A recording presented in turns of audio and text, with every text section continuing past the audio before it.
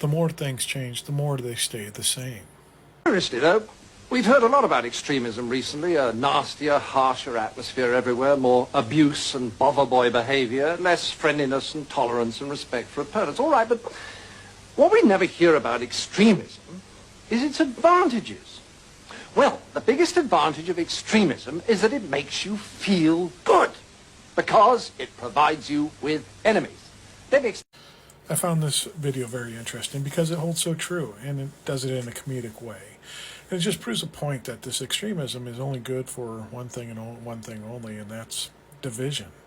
It has to cause an enemy, a bad guy, someone to blame everything on. Even the stuff that I do, I can blame on my enemy. So if I'm doing this stuff, but I can blame that on my enemy also for doing it and point the finger at him and not worry about myself because I'm justified in my own means. And we see this come so true in our religious faiths that we've left, that this extremism and belief that, hey, we have this and we're allowed to do this and we can point the finger at everyone else. They have all these improprieties, all these indiscretions, and a lot of people can point back at us and say, hey, in the faith, you guys are doing it too. And it's like, oh, no, that's fine. We have God on our side, and we can even justify it by using that God and everything else.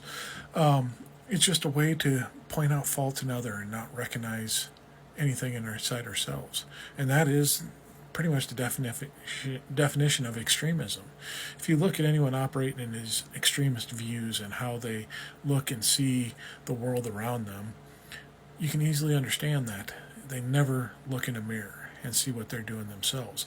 They more than likely are going to project it onto their enemy and say, hey, this is what they're doing, look at them.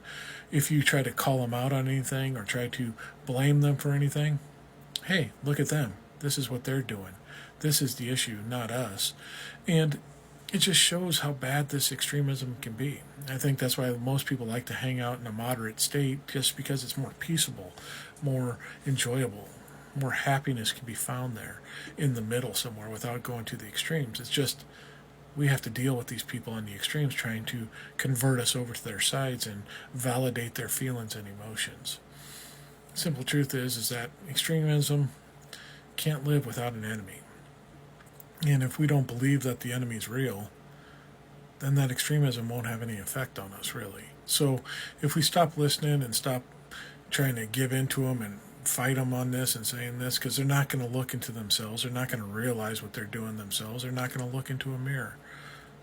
But if we just sit there and say, hey, I know you're lying, it means nothing, and unite together in the middle, we can overtake all extremism and bring things back to some sense of normalcy.